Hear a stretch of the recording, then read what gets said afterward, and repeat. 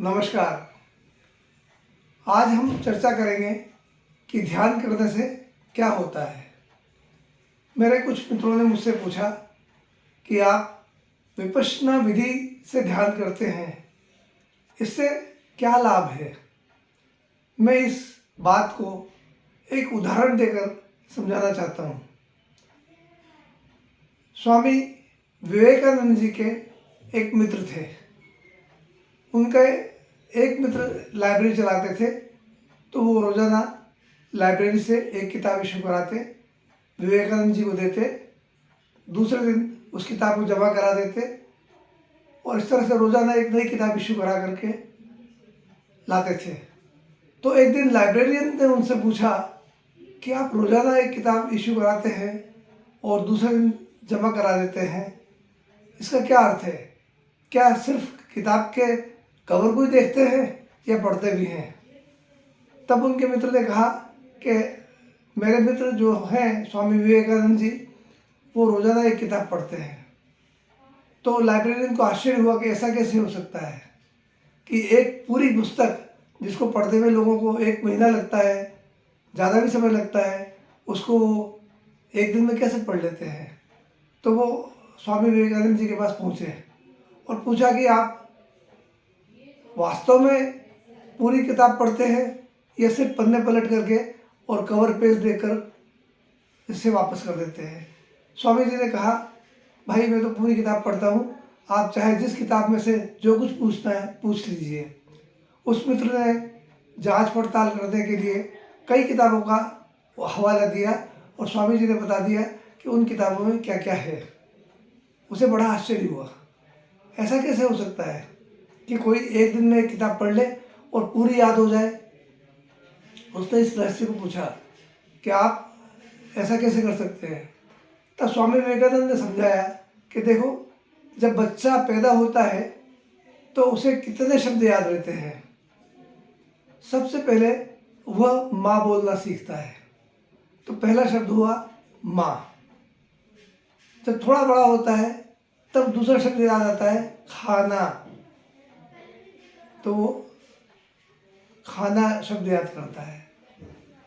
फिर धीरे धीरे जब और शब्द याद होते हैं तो वो वाक्य बताना सीख जाता है, माँ खाना दो। और बड़ा होता है, पढ़ते जाता है, तब सेंटेंस या वाक्य के अलावा वो पैराग्राफ पढ़ना शुरू कर देता है, पैराग्राफ समझना शुरू कर देता है। और बड़ा होता है तो फिर वो 2 पैराग्राफ 3 पैराग्राफ एक साथ पढ़कर समझ लेता है। और ऊंची क्लास में जाता है तो वो एक पेज पढ़ करके और समझ लेता है कि इस पेज में क्या लिखा है। और ऊंची क्लास में जाता है तो एक चैप्टर पढ़ करके वो समझ लेता है कि इस चैप्टर में क्या लिखा है। तो इस तरह से उसका ध्यान जैसे जैसे केंद्रित होगा, वो अधिक से अधिक जानकारी एक साथ ले सकता है। इसे आप यूँ सोचें, एक मैग्नीफाइंग ग्लास होता है, उस ग्लास में आप देखते हैं और सूरज की किरणें एक बिंदु पर केंद्रित कर लेते हैं, तो क्या होता है, वही सूरज की रोशनी बहुत पावरफुल हो जाती है और पावरफुल होने के कारण से वह कागज को तक जला देती है, कार्बन पेपर हो तो आग लग जाती है। हमारे वैज्ञानिकों ने लेज़र बीम तैयार किया है। वो भी क्या है, रोशनी को कंसंट्रेट करके एक बिंदु पर इकट्ठा करना, और इससे बड़े बड़े काम हो जाते हैं। धातु के बड़े बड़े धातु के अंदर बड़े बड़े छेद हो सकते हैं, पत्थर तक तोड़ सकते हैं। और लेज़र बीम का पावर आप जानते हैं कितना होता है।